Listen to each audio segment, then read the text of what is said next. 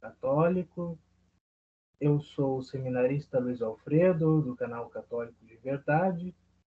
Vamos então dando início à nossa 17ª aula de nosso estudo bíblico católico. Começamos hoje o nosso estudo do Novo Testamento, o qual iremos até basicamente a 31ª aula, 31ª aula, e então do nosso curso, que terá 33 aulas com a graça de Deus. Eu imagino que talvez vocês estejam com saudades, porque nas últimas 2 semanas nós não pudemos estar reunidos, porque eu estava em missão e depois em retiro, e com a graça de Deus fui instituído leitor, então agora com um ministério, né, com uma ordem menor, vamos então continuar o nosso trabalho imbuídos pela bênção, pela graça de Deus, e agora adentrando no Novo Testamento, entraremos na plenitude da revelação de nosso Senhor Jesus Cristo. Por isso damos início. Em nome do Pai, do Filho e do Espírito Santo. Amém.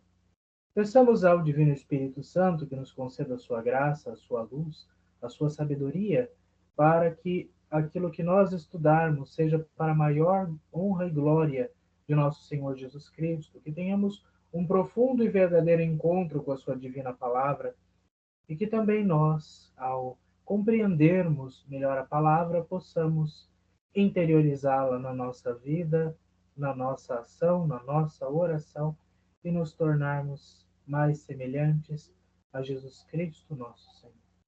Rezemos. Vinde, Espírito Santo, enchei os corações dos vossos fiéis e acendei neles o fogo do vosso amor.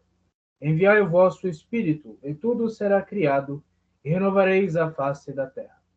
Oremos. Ó Deus, que instruístes os corações dos vossos fiéis com a luz do Espírito Santo, fazei que apreciemos retamente todas as coisas, segundo o mesmo Espírito, e gozemos sempre da sua consolação.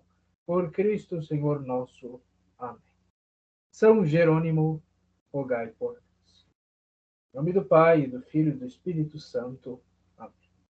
Bom, vocês viram que também a nossa imagem de São Jerônimo aumentou, né? Graças a Deus. E eu também sou um pouco diferente, mas eu espero que a nossa caminhada agora com o Novo Testamento seja ainda mais frutuosa.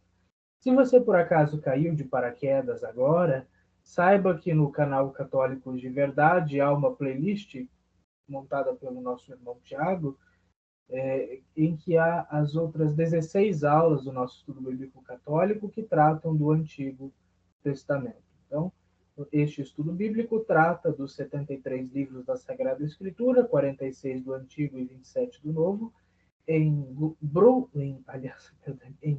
grupos ou blocos, né, em que nós, respeitando as divisões tradicionais, nós dividimos então Pentateuco, livros históricos, livros sapienciais, livros proféticos. E seguiremos mais ou menos esta mesma ordem agora com o Novo Testamento. Se você tem alguma dúvida sobre as nossas aulas anteriores, ou dúvidas que forem surgindo nesta aula e nas subsequentes, vocês podem participar aí no chat, colocar os seus comentários no vídeo, ou enviar para o meu número, né, 43 996968360, que eu terei muito prazer em responder.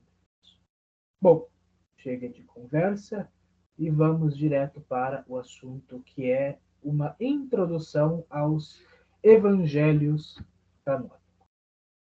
Então, isto vai dar início, e creio que em grande estilo, ao nosso estudo do Novo Testamento. Compreender aquilo que a Dei Verbum chama de o coração da Sagrada Escritura, que são os santos evangelhos de nosso Senhor Jesus Cristo. Então vamos para o nosso compartilhamento de tela. Bom, vamos ver, ver. É sempre uma novidade para mim, ainda que eu opere sempre, mas é sempre uma novidade. Eu espero que vocês estejam vendo, vocês estão vendo, por favor.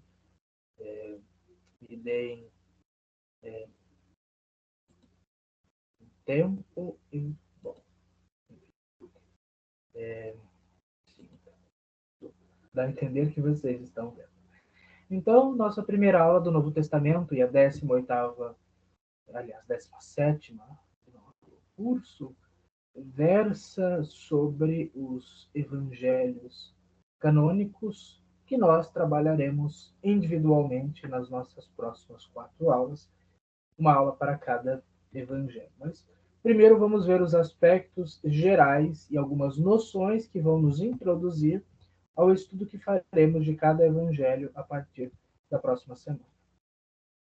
Bom, então os 4 evangelhos canônicos vocês já sabem quais são, né? Mateus, Marcos, Lucas e João. Nós sabemos que há muitos outros evangelhos, ou muitos outros escritos, né, que se chamam, ou que foram denominados como evangelhos, mas a igreja reconhece a inspiração, a canonicidade, a autenticidade, o caráter revelado apenas destes 4 evangelhos. Evangelho é uma palavra grega, não é? Evangelium, que quer dizer boa notícia ou boa mensagem. Então, evangelho, evangelium, boa nova, boa notícia, boa mensagem. É um gênero literário comum na Antiguidade Tardia, que, em um contexto pagão, significava o anúncio de uma boa novidade sobre uma figura real, como o imperador romano. Por exemplo, conquistas militares, nascimento de um herdeiro, construção de um monumento régio, etc.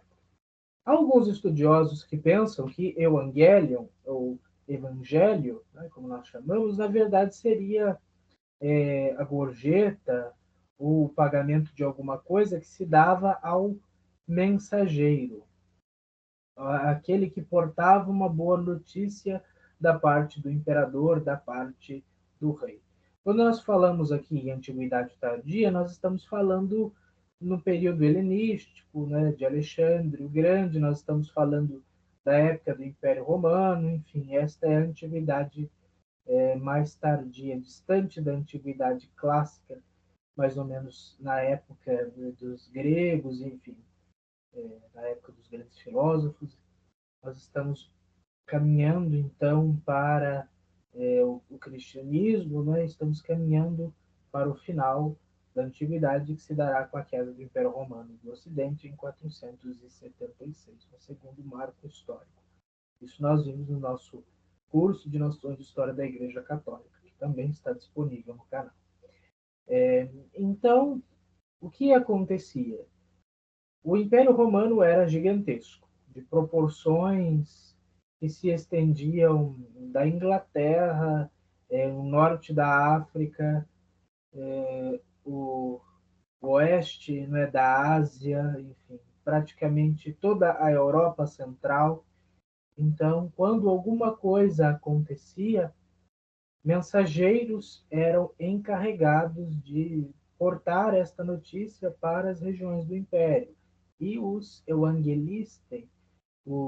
evangelistas, aqueles que portavam o Evangelium, a Boa Nova, eles eram emissários, arautos, né, do imperador. Então, quando, por exemplo, a Gália foi conquistada, na época ainda era a República, eles mandavam anunciar em nome do Império Romano para os territórios que já eram conquistados que a Gália foi submetida, ou a Britânia foi submetida. A própria Palestina, quando foi submetida, a notícia certamente deve ter se espalhado por um evangelista, né, por um evangelista, alguém que levava a boa nova. Boa nova, claro, para o imperador, para os romanos e não para os povos que eram conquistados. Mas também quando nascia o herdeiro do imperador, também isso era anunciado. Até hoje, né, nós vemos, por exemplo, na monarquia britânica, o anúncio do nascimento de um herdeiro, como foi no caso do príncipe George, né, que era criança, quando ele nasceu, por exemplo, foi anunciado. Então, isso já é um costume muito antigo. E também a construção de um monumento régio, né? Então, quando, por exemplo, nos anos 80 depois de Cristo foi construído o Arco de Tito, né, por Domiciano para anunciar ou para recordar a destruição de Jerusalém, enfim, o fim da grande revolta judaica. O Monumento Régio foi construído para celebrar a glória e a grandeza de Roma, do divino Tito, enfim. Tudo isso era evangelho, tudo isso era boa nova. Então era um gênero literário que já existia antes de nosso Senhor Jesus Cristo, antes da redação dos evangelhos canônicos. Porém, os nossos evangelhos, os evangelhos da Bíblia, são diferentes no sentido de que são um gênero literário que consiste na narração da vida, da mensagem e dos feitos de nosso Senhor Jesus Cristo, a partir de uma construção teológica, visando que o leitor conheça Jesus, creia em sua mensagem, né, nele, e pratique os seus ensinamentos. Então, os nossos escritores eclesiásticos, os apóstolos e discípulos, ressignificaram o gênero literário evangelho, que era de anunciar algo do imperador, para anunciarem o Rei dos Reis, o Senhor dos Senhores, nosso Senhor Jesus Cristo. É um tipo de texto, uma forma literária que contém a vida, parte da vida, a mensagem, os feitos de nosso Senhor Jesus Cristo. Então, o objetivo dos evangelhos é fazer com que aquele que leia essas narrações conheça Jesus, creia nele e pratique aquilo que ele ensinou. Então, é uma construção teológica. Isso é muito importante, meus caros irmãos e irmãs. Existe uma busca por um Jesus histórico que é muito importante, que a igreja apoia os estudos para reconstituir Jesus historicamente, a partir das informações dos evangelhos, de outras fontes, como Flávio Josefo, como os historiadores romanos, como a arqueologia, enfim.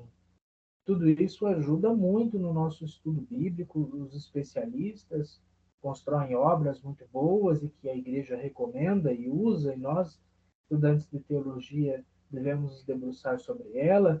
E nós, povo de Deus, que mesmo aqueles que não estudam teologia, é uma leitura boa de se fazer, mas quando nós olhamos para o Evangelho, nós estamos olhando para uma narração teológica, uma construção teológica, não científica, não histórica do ponto de vista científico, e como eu vou dizer logo aí embaixo, não é uma biografia, não é um diário, não é uma narração que visa abarcar a totalidade de nosso Senhor Jesus Cristo, porque lá no Evangelho de São João diz que não haveria como narrar tudo que nosso Senhor fez, porque não, os livros não caberiam na Terra de tanta coisa que nosso Senhor fez durante o seu ministério, durante toda a sua vida.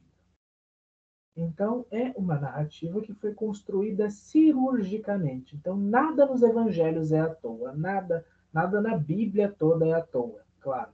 Mas especialmente nos santos evangelhos.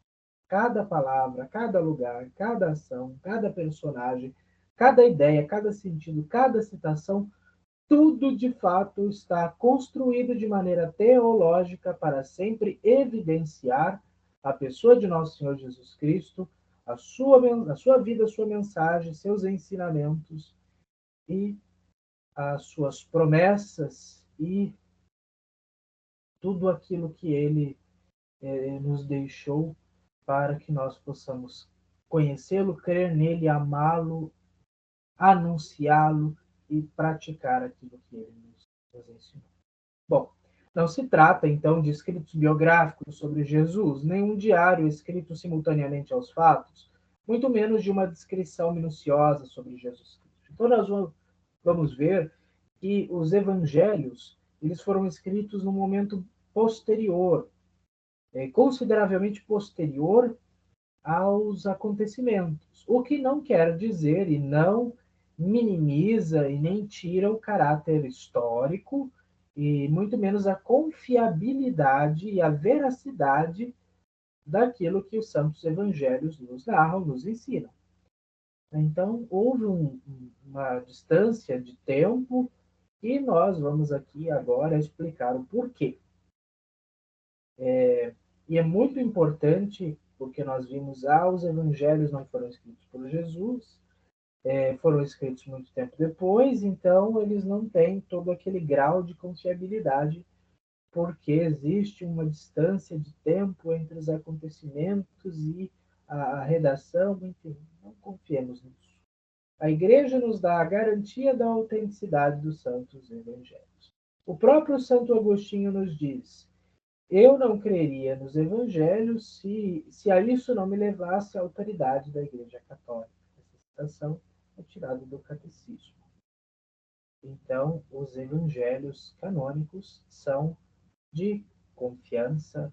Isso nos atesta a tradição apostólica, o magistério da Igreja, o ensinamento constante e o testemunho dos santos. Isso está sancionado pelo Sacrosanto Concílio Ecumênico de Trento, como o de Florença também, que é afirmado pelo Sacrosanto Concílio do Vaticano II. Bom, então, com relação aos evangelhos, nós temos pelo menos 4 períodos em que eles foram formados. Então, foi um longo processo ao longo do século I para que os evangelhos viessem a tomar a forma que nós conhecemos hoje em dia. Primeiramente, nós temos uma etapa que é o evangelho vivido, que é o evangelho realizado na pessoa de nosso Senhor Jesus Cristo. Então, a vida, as obras e a mensagem de nosso Senhor Jesus Cristo. Segundo, né, os historiadores, os especialistas, Jesus teria nascido 3 anos antes de Cristo. Mas como assim, seminarista? Você está falando bobagem. Não.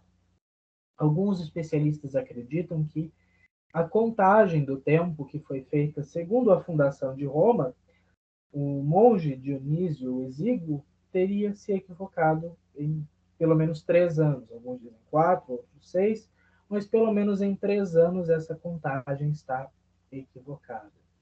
Porque se Nosso Senhor nasceu na mesma época em que morreu Herodes o Grande, então Herodes o Grande morreu em 3 antes de Cristo, não haveria como, então, Jesus ter nascido no ano 1 depois de Cristo, segundo essa estimativa. Então, mas se você quiser acreditar e tomar como base 1 depois de Cristo a 33 depois de Cristo, você está completamente certo. Se você quiser tomar esta data mais histórica, você provavelmente também está.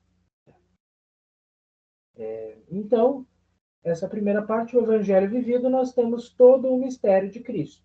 Né? A encarnação, a infância de Jesus, o seu ministério público, o seu mistério pascal e a sua ressurreição. Então, os evangelhos estão sendo vividos no dia a dia, nos anos, estão sendo vividos em Belém, depois em Nazaré, e depois nas cidades da Galiléia e na Judéia, onde ocorreram então os últimos eventos de nosso Senhor Jesus Cristo na sua primeira vinda.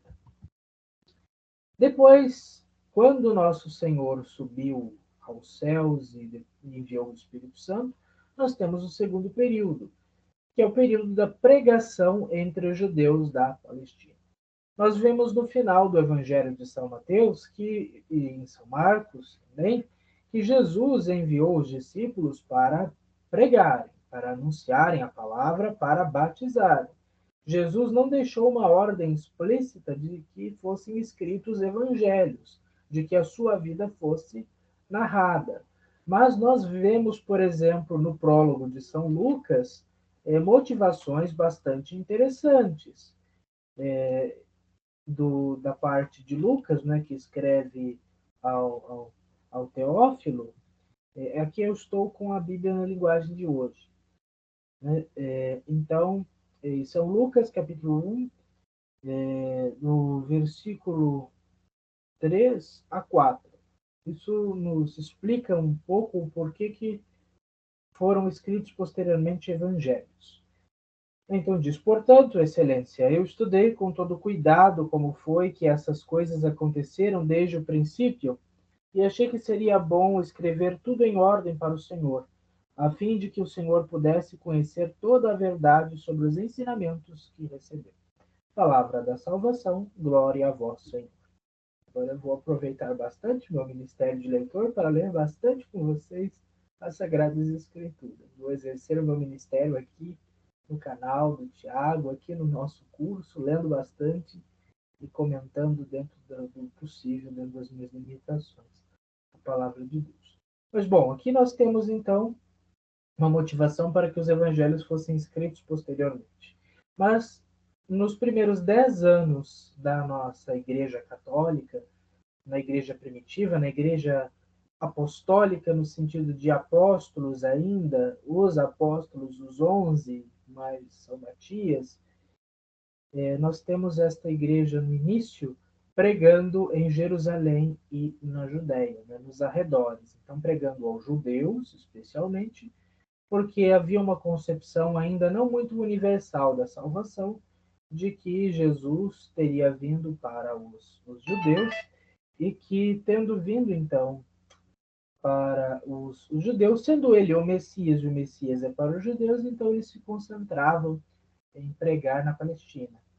Em pregar, aliás, não na Palestina como um todo, mas pregar apenas em Jerusalém e, no máximo, nos arredores da Judéia.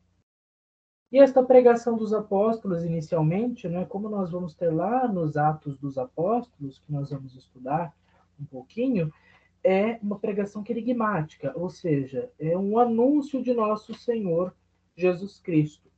Nós vemos lá nos Atos dos Apóstolos, lá em Atos 2,14, logo depois de que eles receberam o Espírito Santo, começaram a falar em línguas, e o povo disse, mas eles estão embriagados de vinho doce. Pedro tomou a palavra e disse, né, ele vai, assim como Pedro, Paulo vão ter 5 grandes discursos nos Atos dos Apóstolos, Pedro então toma a palavra e anuncia nosso Senhor Jesus Cristo como Messias, como aquele que foi morto pelos judeus, pelas autoridades, mas que ressuscitou segundo a palavra de Deus, enfim. Esta era especialmente o núcleo da pregação inicial. Pregar que Jesus é o Messias, que foi crucificado, ressuscitado, e que ele é o Senhor, e que se deve crer nele, se batizar e praticar os seus ensinamentos. Então, a pregação dos apóstolos era o evangelho. Então, nós tínhamos um evangelho oral, um evangelho pregado pela boca dos apóstolos, assim como o evangelho foi vivido e pregado por nosso Senhor Jesus Cristo.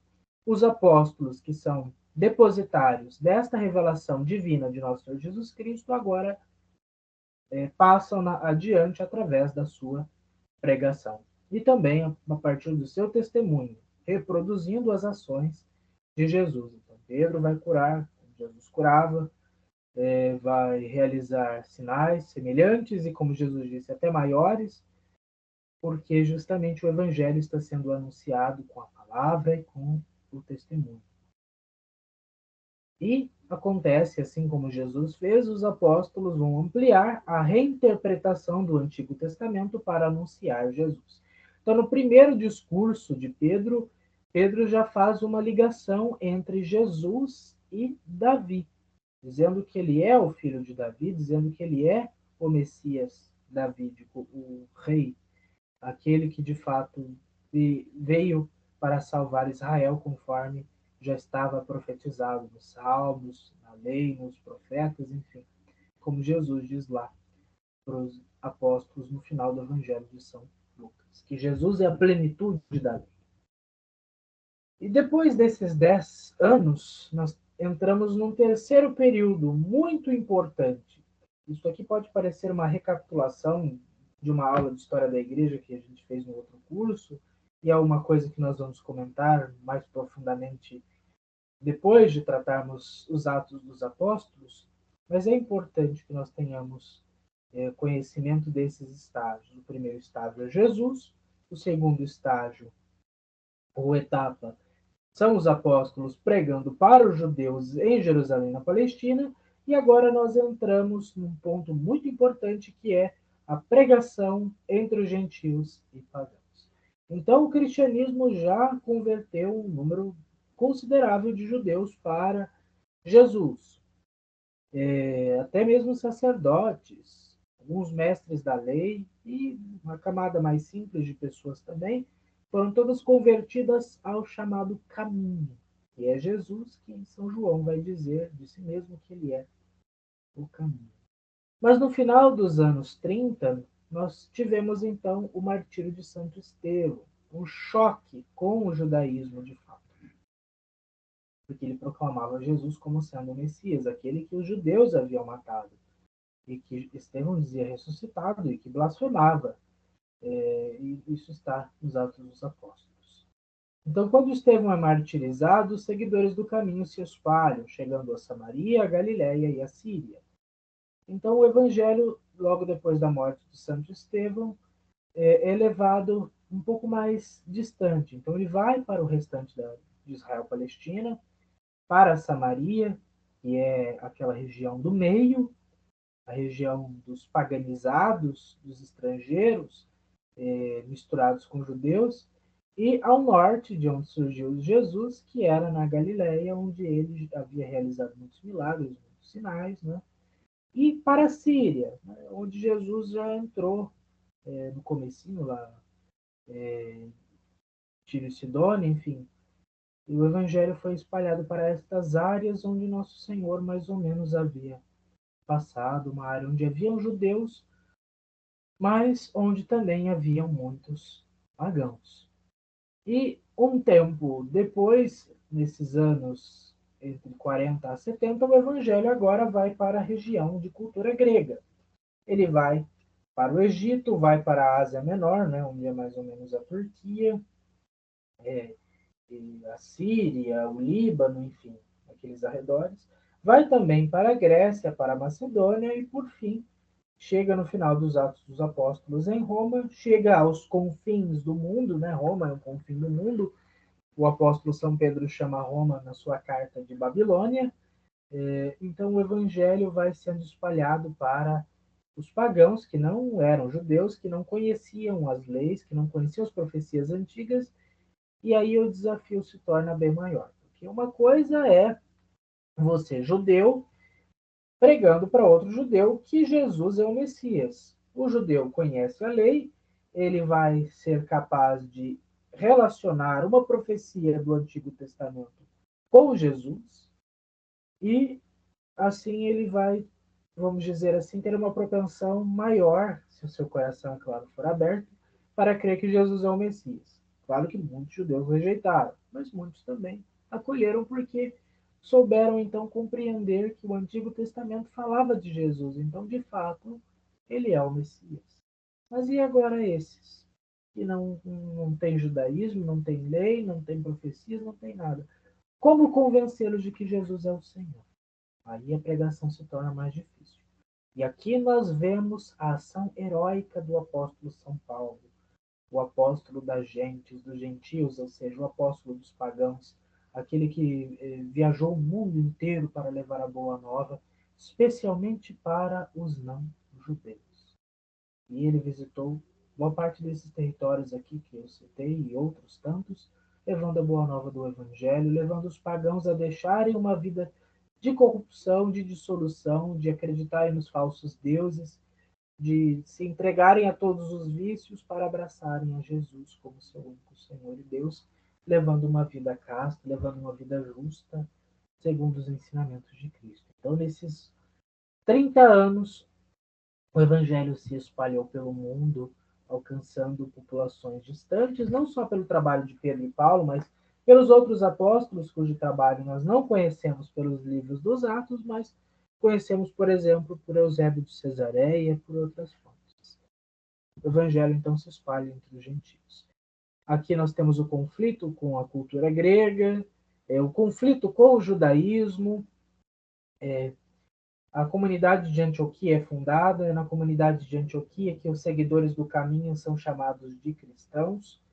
E nós temos nos anos 50 a controvérsia sobre a circuncisão, o Concílio Apostólico de Jerusalém, e a decisão de que os pagãos não precisam se circuncidar, nem observar a lei mosaica. Basta que creiam em Jesus, sejam batizados nele, deixem as carnes, os sacrifícios, o sangue dos ídolos, a fornicação, e não precisa muito mais do que isso para seguir ao nosso Senhor.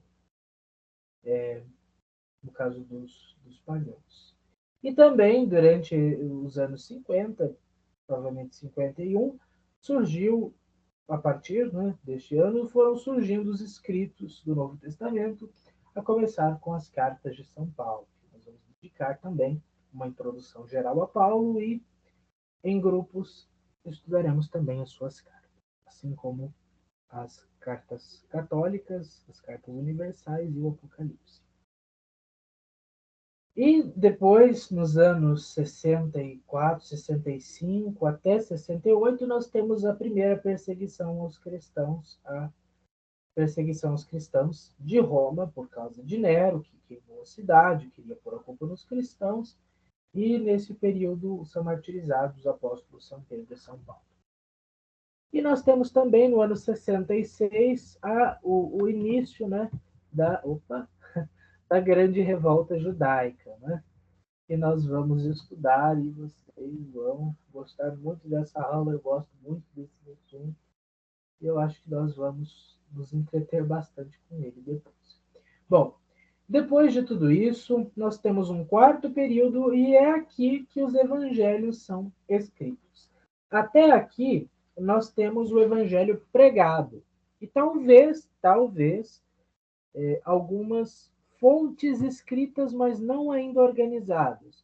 Pode ser que alguém já reuniu algumas frases de Jesus ou alguns episódios avulsos da vida de Jesus, uma coletânea de episódios sobre Jesus, mas é a partir do ano 70, ou seja, a partir da destruição do Templo de Jerusalém, né, do Segundo Templo, com o surgimento do partido, aliás, com o fortalecimento do partido dos fariseus, né, que se tornou o chamado judaísmo formativo, né, ou seja, aquele judaísmo que era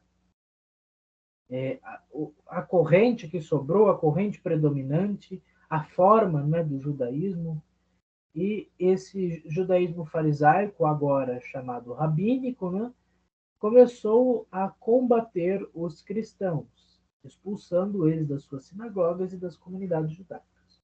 Isso, é claro, um processo que já vinha acontecendo, mas que, especialmente depois da revolta judaica, nós temos então uma separação que já vinha acontecendo, né, desde sempre, mas especialmente depois da questão da circuncisão, e agora com a destruição do templo, nós temos os cristãos bem separados dos judeus.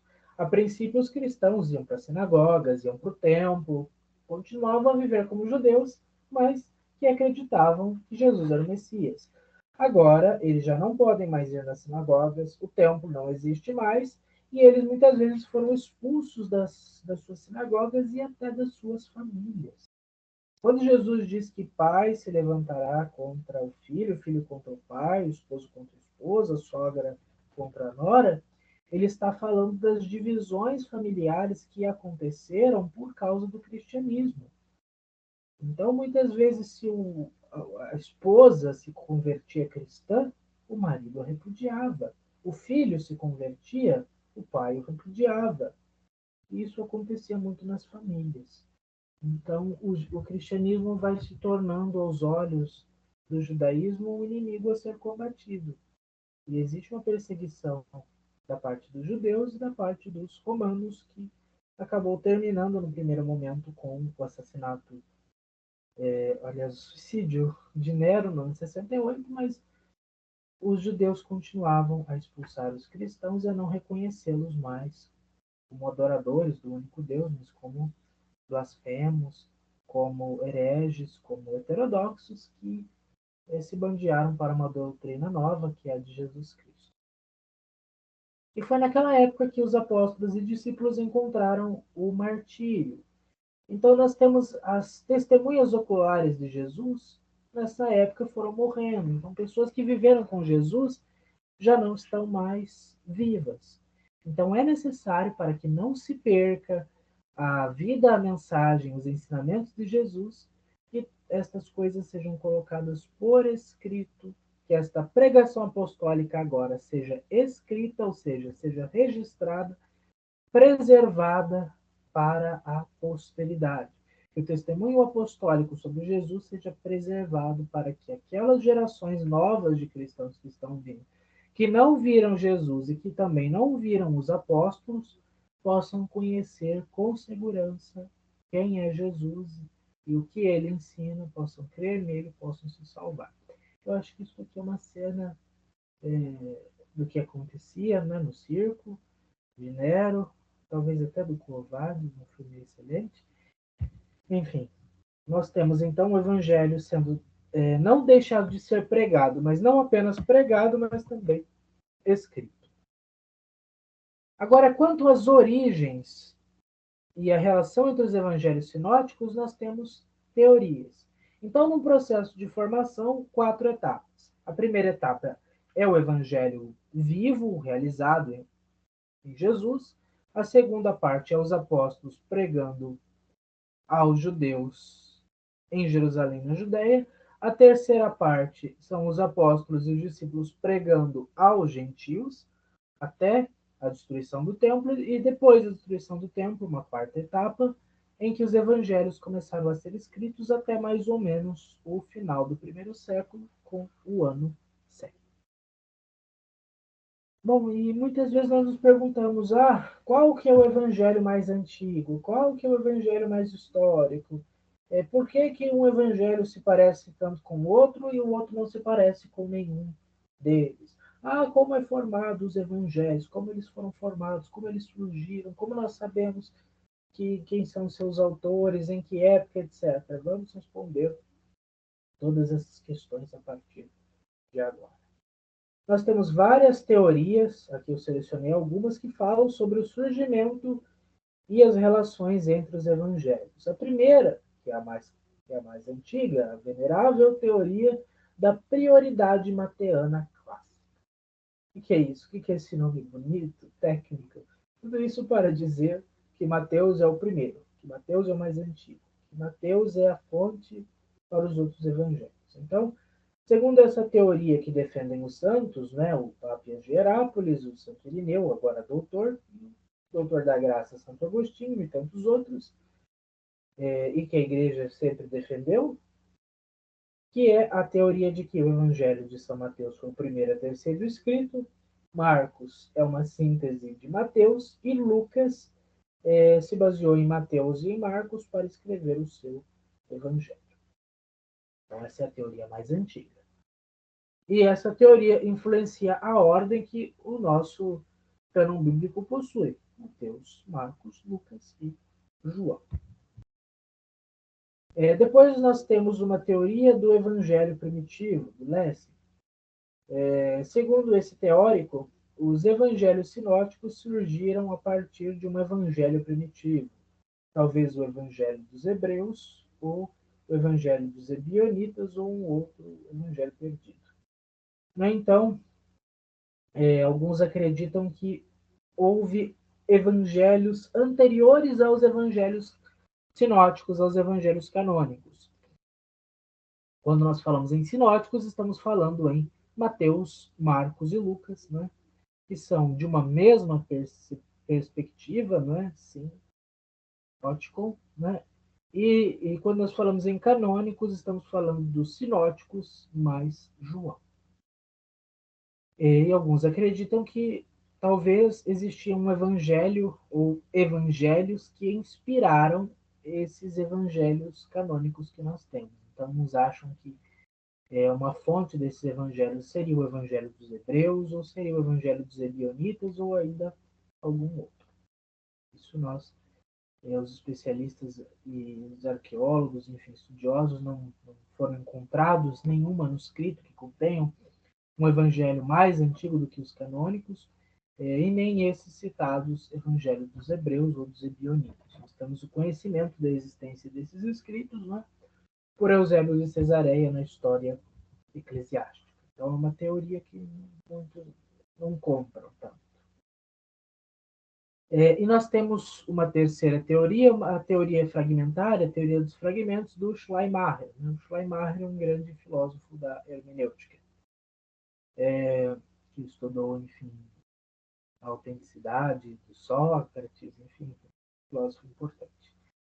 Em tal hipótese, os evangelhos sinóticos surgiram a partir de uma seleção de relatos que foram selecionados pelos evangelistas e que serviram como base para sua composição.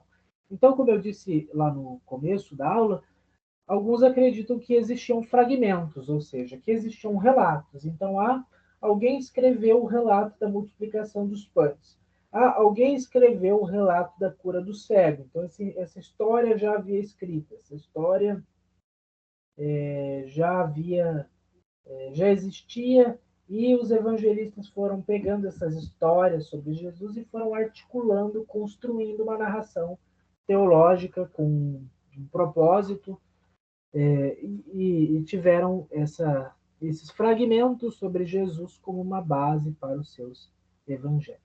É uma possibilidade que alguns ainda têm, apesar de ser uma teoria já do século XVIII. E depois nós temos a teoria da tradição apostólica, do Gisler. Essa teoria versa que os evangelhos sinóticos surgiram a partir da pregação apostólica, sendo que provavelmente o evangelho de Marcos foi o primeiro, depois de Mateus, depois Lucas. Aqui nós temos uma luz muito importante para a compreensão da origem e formação dos evangelhos, segundo os especialistas hoje em dia. Então, segundo Gisler, que era um dos primeiros, um dos pioneiros nessa questão do problema sinótico, né, que estuda o surgimento e a relação dos evangelhos sinóticos, ele acreditava, então, como a igreja acredita, nesse sentido de que os evangelhos são fruto da pregação dos apóstolos.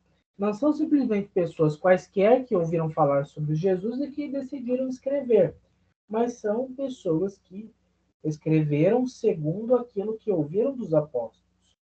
Pode ser os próprios apóstolos, seus discípulos, ou suas comunidades, como alguns querem tanto afirmar, mas que, na verdade, aquilo que é escrito antes foi anunciado, foi dito. Então, o Evangelho nada mais é do que a pregação apostólica sobre Jesus e de Jesus escrita.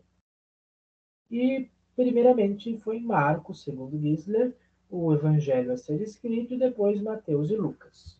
Guardem essa teoria, que ela é muito importante. Depois nós temos a teoria da utilização de dois outros grandes estudiosos do problema sinótico, o Griesbach e Lachmann. Para Griesbach, que é o inventor do nome sinótico, né? Sinópticos, aquilo que é visto em conjunto, né? Uma palavra grega, os evangelhos possuem uma relação de dependência, sendo que Mateus teria sido o primeiro a ser escrito. Então, Griesbach pensa na prioridade de Mateus. Ele é a ponte que é utilizada por Marcos e Lucas para os seus evangelhos. E que os evangelhos não são escritos totalmente separados, mas que eles são dependentes, eles têm uma relação entre si. Griesbach defende isso. E Lachmann também. Mas Lachmann vai dizer que, na verdade, foi Marcos. Né? Então, Lucas teria se baseado em Mateus, e Marcos seria uma síntese de Mateus. Então, seria uma prioridade mateana moderna. Né? E isso foi defendido de outras formas por outros estudiosos. Essa parte eu sei que é mais técnica, mas é interessante a gente se questionar, pensar sobre isso, ter uma visão mais crítica, não para criticar os evangelhos, mas para tentar entender melhor, para explorar a riqueza literária, a forma literária, o texto mesmo do Evangelho. É bem interessante a gente se perguntar estas coisas. Não para duvidar daquilo que a igreja ensina, mas para crer naquilo que a igreja ensina e ainda ter um respaldo naquilo que foi possível da ciência. Isto é uma ciência bíblica. Enfim, para Lachmann, Marcos teria sido então o primeiro evangelho sinótico, Mateus é que teria se baseado na ordem dos acontecimentos no Evangelho de São Marcos, e Lucas, então, teria se baseado em ambas. Então, Lachmann afirma a prioridade marcana.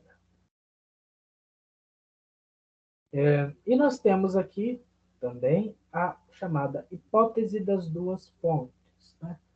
A fonte Marcos e a fonte Quelle. Defendida pelo Weiss, Holtzmann, Werner e por outros alemães. Sempre um alemão. Enfim. Essa é uma das teorias mais aceitas, né, atualmente. Nós falamos em evangelho, em sinóticos, em problema sinótico, né, que é estudar a origem, a constituição, as relações, a datação, enfim, dos evangelhos sinóticos. Nós falamos da hipótese das duas fontes, especialmente. Então, o que é isso? Consiste em dizer que os sinóticos, Mateus, Marcos e Lucas, possuem duas fontes em comum, que os especialistas, a partir de uma análise dos fragmentos e crítica interna e externa dos textos, é possível afirmar a prioridade marcana como fonte para os evangelhos de Mateus e Lucas. Então, o que os especialistas, os exegetas, os biblistas acreditam? Qual é o primeiro evangelho a ter sido escrito? Para eles, é Marcos. Então, qual que é o primeiro evangelho?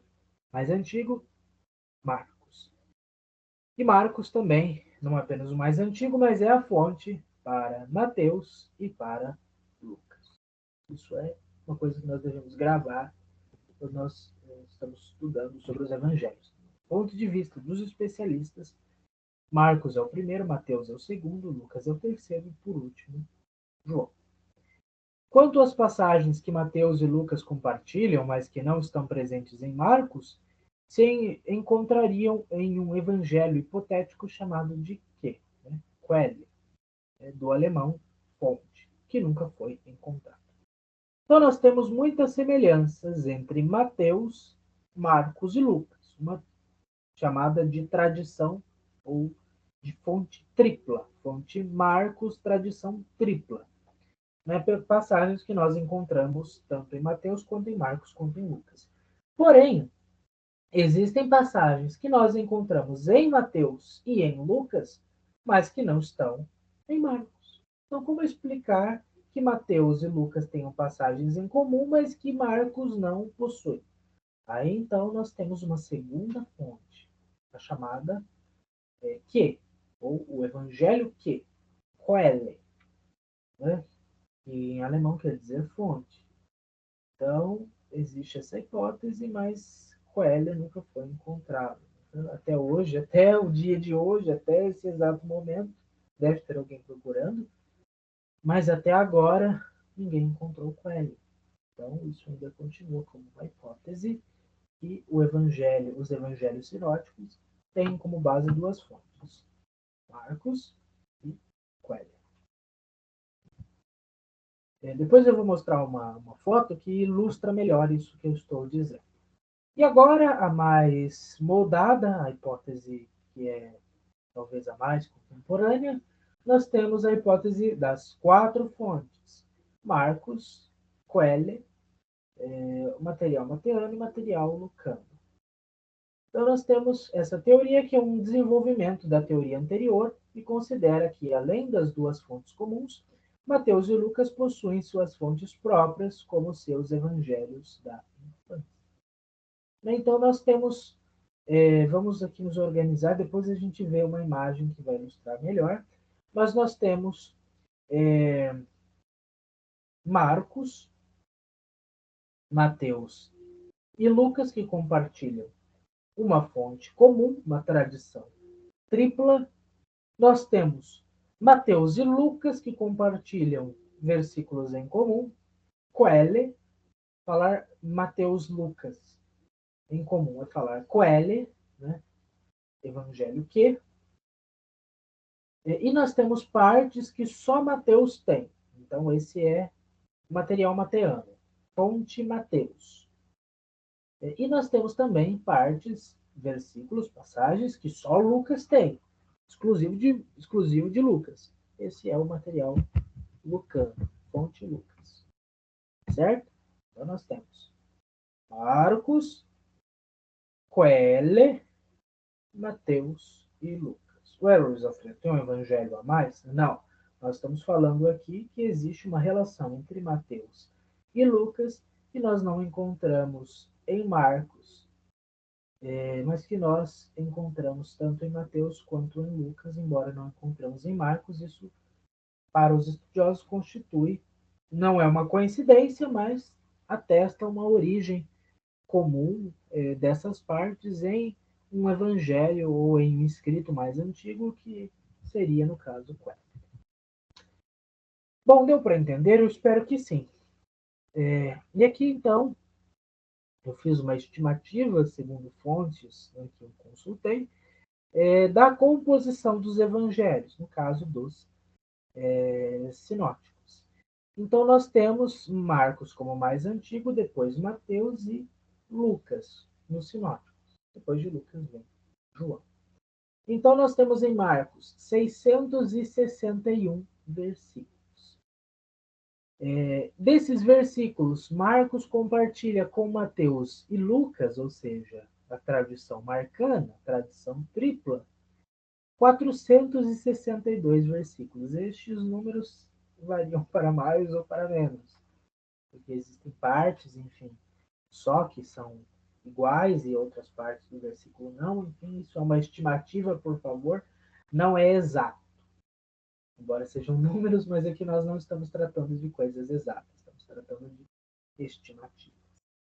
E nós temos uma parte que Marcos e Mateus compartilham, só eles, que são 139 versículos. Então, dá para dizer que Marcos está quase inteiro em Mateus. Nós vamos ver isso. E Mateus se inspira muito em Marcos. Por isso que os antigos, como até o próprio São Jerônimo, acreditava que Marcos copiava Mateus, porque nós temos todo Marcos em Mateus. Mas, na verdade, é Mateus que se utiliza de Marcos para compor a sua narrativa. Porque é comprovado, pelo menos cientificamente, segundo as fontes que nós dispomos, os estudos atuais, de que Marcos é mais antigo que Mateus. Então, quem copiou, ou copiou não, quem se inspirou, na verdade, foi Mateus. E entre Lucas e Marcos, nós temos só 30 versículos que eles têm em comum, só entre eles, e que Marcos tem e não compartilha com ninguém, ou seja, que é só Marcos mesmo, só 30 versículos que são exclusivos de Marcos. Em Mateus, então, nós temos 1068 versículos.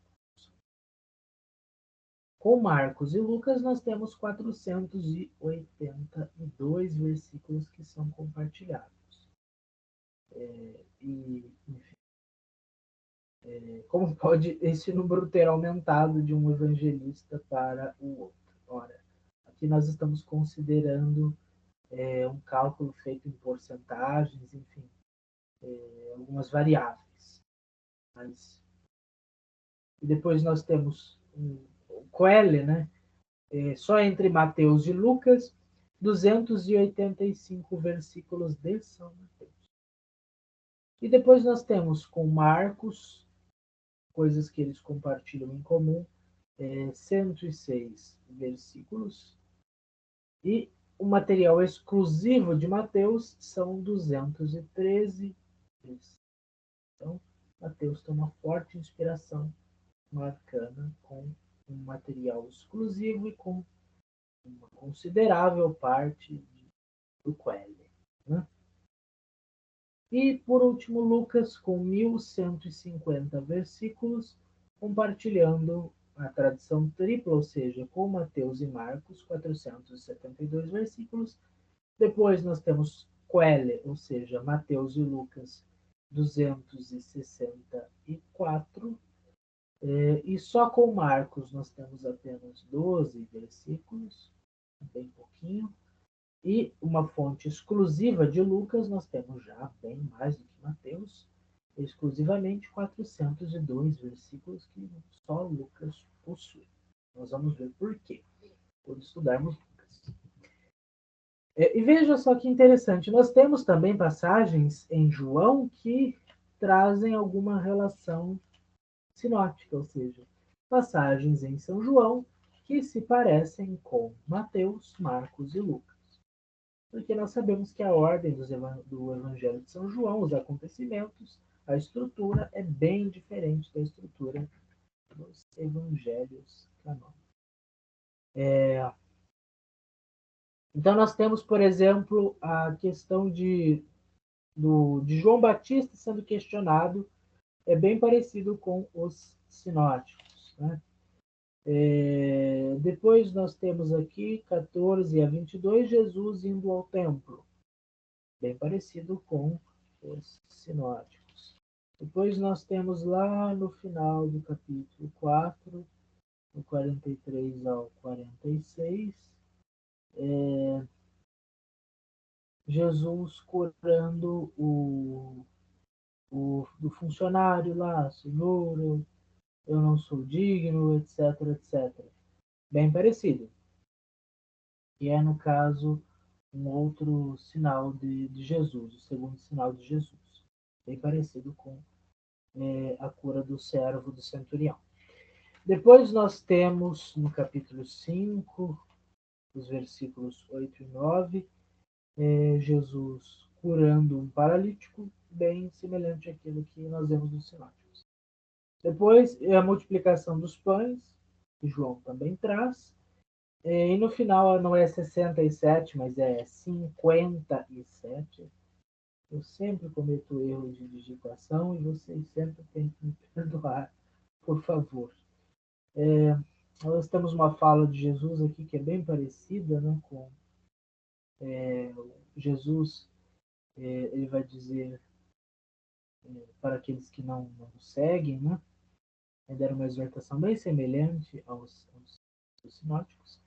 Depois nós temos no capítulo 12, o capítulo 12 do Evangelho de São João, bem interessante. Jesus, a unção em Betânia aqui, é que nós temos muitos episódios que são parecidos, depois com o anúncio, a entrada de Jesus em Jerusalém, também muito parecido com os sinóticos. Enfim, é mais ou menos isso. E no capítulo 13 do Evangelho, capítulo 13 do Evangelho de São João, nós também temos a questão do traidor, que é muito semelhante, e a tentação, o anúncio da tentação de Pedro, da negação de Pedro, também é muito parecido. Uma fala de Jesus no capítulo 15 também é bem semelhante, esta aqui nós podemos ler. Vós sois os meus amigos se fazeis aquilo que eu vos mando. É uma fala de Jesus que tem muita relação, que é muito sinótica. E nós temos a ressurreição de Jesus, que guarda também muitas semelhanças com os sinóticos, sem contar, é claro, algumas passagens dos versículos 18 e 19 da Paixão de Jesus, que lembram muito e que estão ligadas certamente aos sinóticos. João conheceu os sinóticos? Bom, muitos especialistas dizem que não. Embora João guarde algumas semelhanças, uma relação maior assim com Lucas,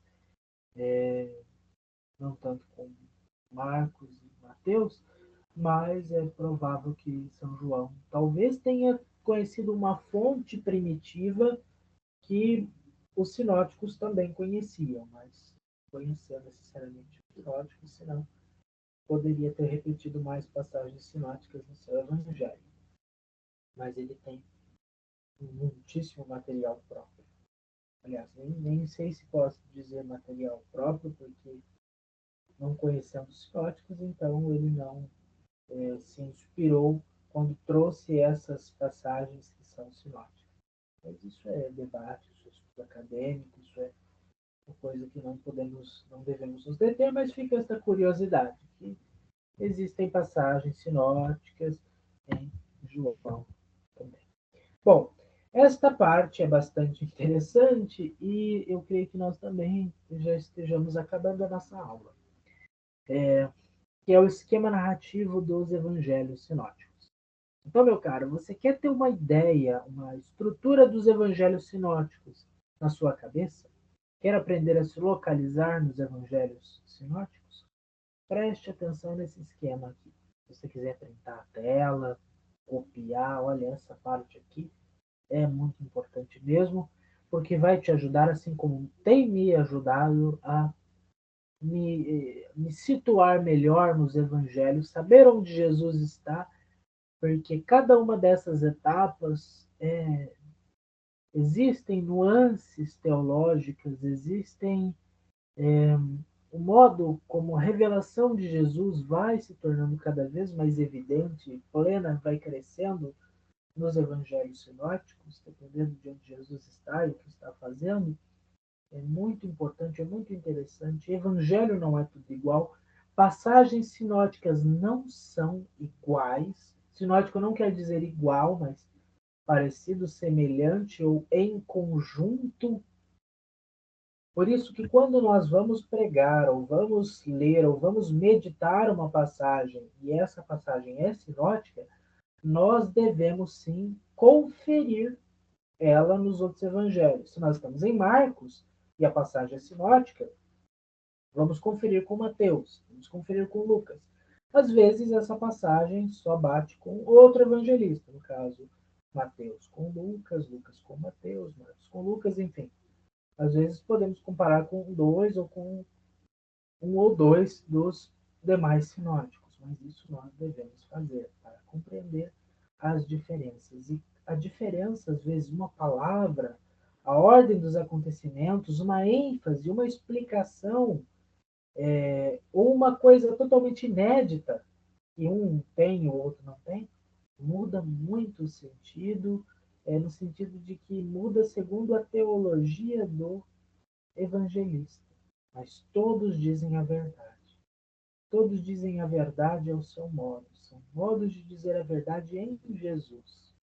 São perspectivas, mas que não são duas, três, quatro verdades, mas uma única verdade expressa de um modo, de forma que o evangelho é quadriforme, como diz Santo Irineu de Temos quatro formas, quatro seres vivos que anunciam o mesmo Cristo, o mesmo Jesus. Uma só boa nova. O Evangelho é de Jesus Cristo segundo o evangelista.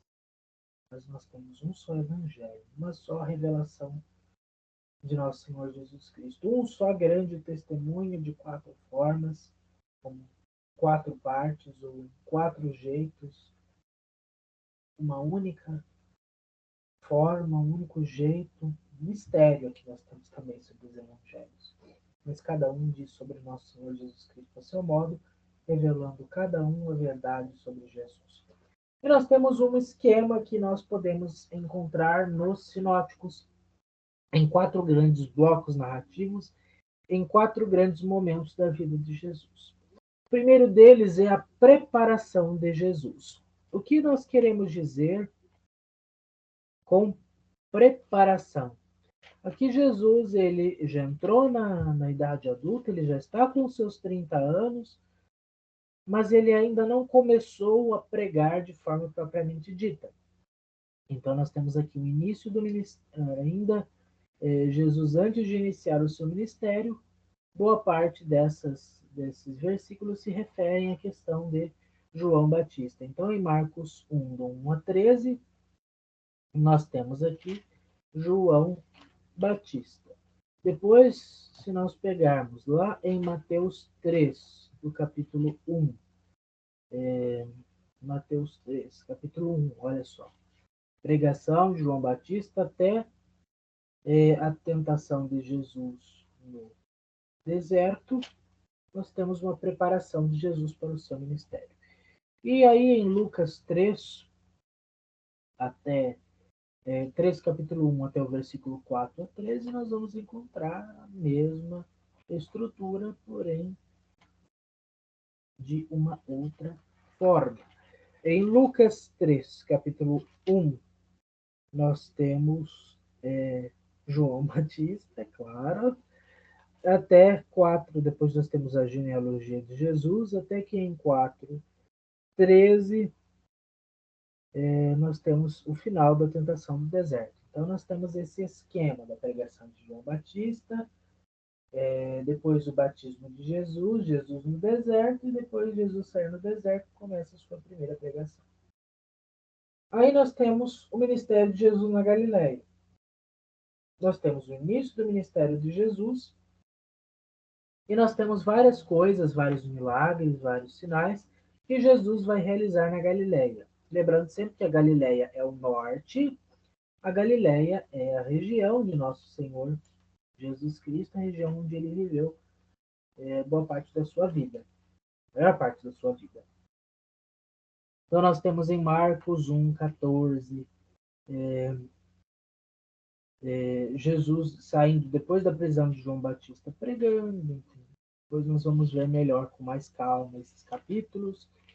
E é assim, Jesus vai se dirigindo na Galileia, ele vai suscitando, vai fazendo milagres, vai contando parábolas, vai curando, vai libertando, vai atraindo a atenção de alguns fariseus que vão se irritando com ele, os discípulos também não compreendem quem é Jesus. Nós temos a chamada crise galilaica, ou seja, Jesus faz, prega, ensina, se revela, as pessoas não entendem. Nós temos em Marcos Jesus meio que guardando segredo da sua própria identidade. Nós temos em Mateus Jesus realizando assim grandes discursos, falando da vinda do reino. Nós temos em Lucas Jesus realizando alguns milagres, mostrando a sua misericórdia, mas Jesus não é compreendido. Aí Jesus vai sair da Galiléia e vai começar a sua viagem rumo a Jerusalém. Aí nós temos essas partes aqui, que estão aí citadas, e vocês observem que em Lucas nós temos praticamente 11 capítulos que vão tratar sobre o ministério de Jesus fora da Galiléia, saindo da Galiléia e indo em direção a Jerusalém. Às vezes ele vai se deparar, vai lá para Tiro e Sidônia, às vezes passa aí nos arredores de Samaria, mas está indo para a Judéia, e, e Jesus então está, vamos dizer assim, fazendo os anúncios da sua paixão. Aí então, ele já, depois de já ter convidado todos para o reino, começa a revelar-se mais plenamente no reino. Então aqui nós já temos um Jesus que já mostrou inicialmente a sua proposta, que é o reino. E aqui, Jesus fora da Galiléia, nós temos ele explicando com mais detalhes o que é o reino. Aí já falando sobre a consolidação do seu ministério que vai se dar na Páscoa, que vai se dar em Jerusalém. Nos sinóticos, nós temos uma só Páscoa de Jesus. O ministério de Jesus, dura, alguns dizem, de meses a um ano no máximo, em Mateus, Marcos e Lucas. Aqui nós não temos 3 anos do ministério de Jesus, segundo os sinóticos. Teremos apenas um ano do ministério de Jesus, que começa com uma preparação, prega na Galiléia, nos arredores especialmente do mar da Galiléia, de Tiberíades, Lago de Genezaré, enfim, e que cura, realiza milagres, sinais, faz grandes discursos, entra em embate com os discípulos, com as autoridades, entra em contato com um pagão ou outro, enfim, mostra pessoas de fé, pessoas que não têm fé. Ele vai se revelando aos poucos, as pessoas não creem. Ele vai falar do seu ministério, da conclusão da sua missão, vai falar da sua paixão, morte e ressurreição, não vai ser compreendido. Até que no fim ele vai entrar em Jerusalém e realizar a consumação da sua vida, do seu mistério, do seu ministério, realizar a obra da nossa salvação. Isso está nos últimos capítulos dos Evangelhos. Então nós temos esses 4 momentos: preparação, Galileia, fora da Galileia, Páscoa em Jerusalém. 4 momentos. Então, mais ou menos, é bom a gente sempre consultar esse esquema porque a gente trata muito com os sinóticos, né? Então é bom a gente, de fato, ter esse esquema com a gente para situar melhor. Onde é que Jesus está? Jesus está no comecinho? Ou Jesus está na Galileia? O que, que ele está falando? Ou não, Jesus já saiu da Galileia. Opa, ele já está indo para Jerusalém. Então, já temos uma compreensão maior de Jesus aqui. Ou, não, Jesus já está em Jerusalém. Opa, então aqui nós já estamos nos finalmente.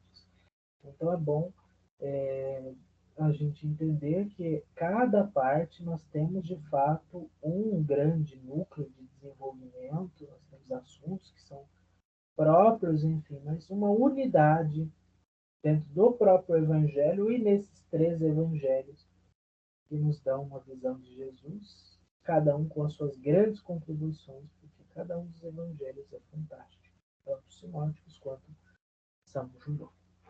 E aqui, para terminar com a polêmica, a autoria dos evangelhos é anônima.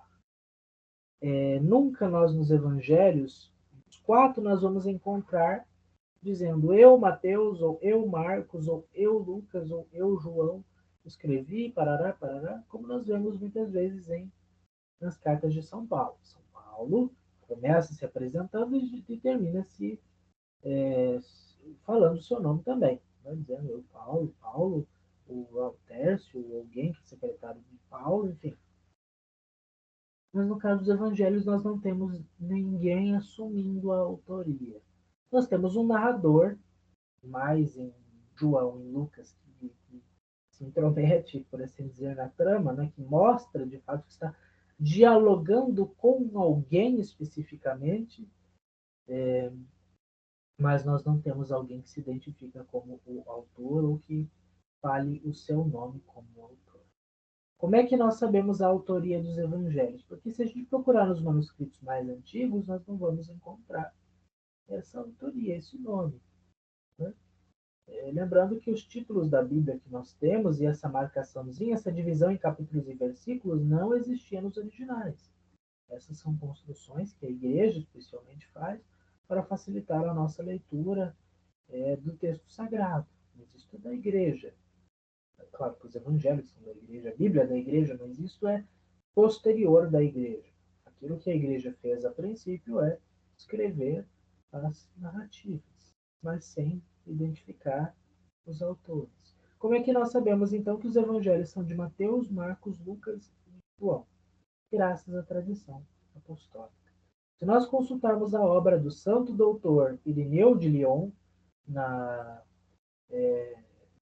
a diversos héreses, né, contra as heresias, nós vamos encontrar uma parte em que ele vai falar sobre cada um dos evangelistas. Ele vai falar de fato que o evangelho, os únicos evangelhos autênticos, são os evangelhos de Mateus, Marcos e João. Os outros evangelhos são apócrifos, são espúrios, são gnósticos, não podem ser aceitos pela igreja porque não reproduzem a doutrina apostólica de nosso Senhor Jesus Cristo. Os especialistas acreditam que talvez esses apóstolos e discípulos não tenham escritos de próprio punho os evangelhos. Talvez tenham sido discípulos deles, talvez tenham sido suas comunidades, pessoas que os conheceram, ou uma pregação mateana, marcana, lucana e joanina, que depois foi colocada por escrito. Mas a igreja continua acreditando na autoria apostólica, especialmente relacionada aos apóstolos e aos varões apostólicos, né? No caso de Marcos e Lucas, que não foram apóstolos, mas que conviveram, são discípulos dos apóstolos, conviveram com eles e eles receberam o testemunho de Jesus, e por isso que o seu testemunho, o seu escrito é válido. Então, nós acreditamos na autenticidade histórica e teológica, divina, de fato, dos evangelhos. Bom, eu espero então que com isso nós tenhamos pelo menos aberto a grande questão, ao grande tema, os grandes temas, que são os 4 evangelhos canônicos que nós trabalharemos na semana que vem Mateus, na outra Marcos, e assim Lucas e João, na sequência, um para cada aula.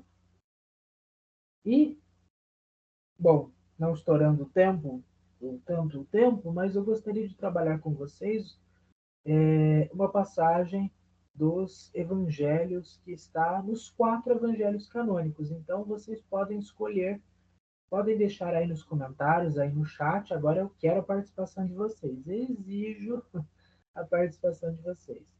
Vocês podem me dar uma passagem que está em Mateus, Marcos, Lucas e João, que eu vou comentar e vou mostrar, com a ajuda de Deus, como é que esta passagem mostra a teologia de Mateus, a teologia de Marcos, a teologia de Lucas e a teologia de João.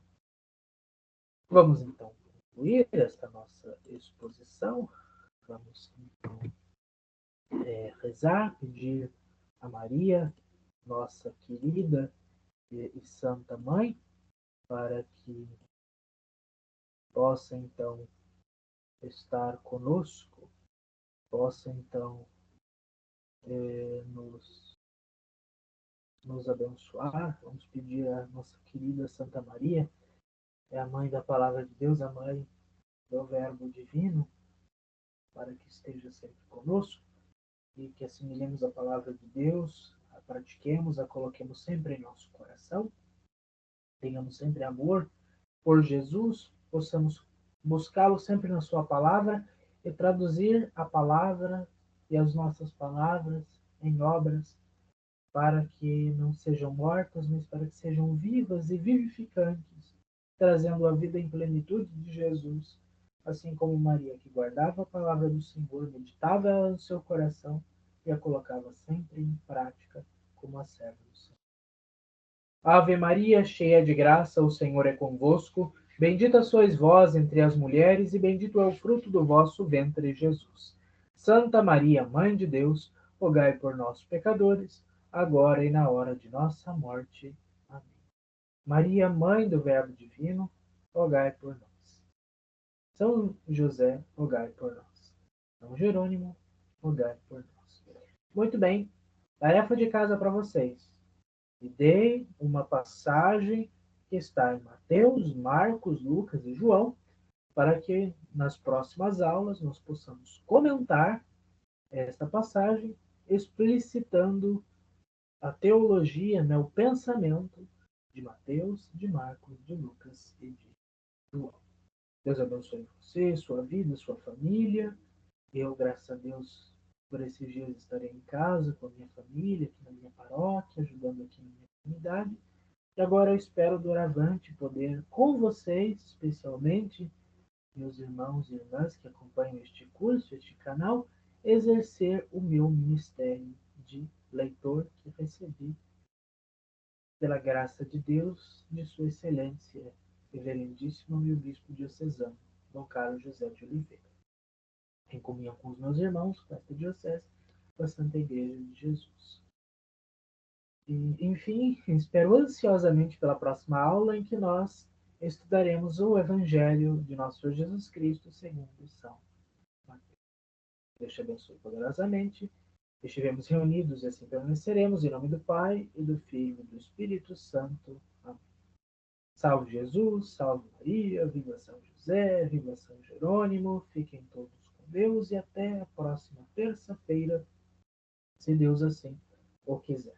Não se esqueçam da tarefa de casa, curtam este vídeo, comentem, compartilhem, enviem nos grupos, se inscrevam no canal, ativem as notificações, aproveitem os demais conteúdos do canal Católico de Verdade, da Verdade Católica, o conteúdo riquíssimo que o irmão Tiago faz como jornalista e também que ele traz de Dom Adair, enfim, de outros padres e bispos e pessoas cultas, eminentes, ilustres e santas, e deste pobre seminarista aqui, que está sempre com vocês. Deus lhes abençoe. Por favor, rezem por mim, pela minha perseverança, para que eu seja fiel, para que tendo recebido esse ministério, não tenha recebido em vão, mas que ele seja útil para a minha santificação e meu serviço, minha doação à minha igreja particular e aquilo que Deus quiser dispor de mim, assim como eu sempre rezo por vocês. Então, nos vejo em breve, se Deus o quiser. Paz e bem, até logo. Deus abençoe sempre.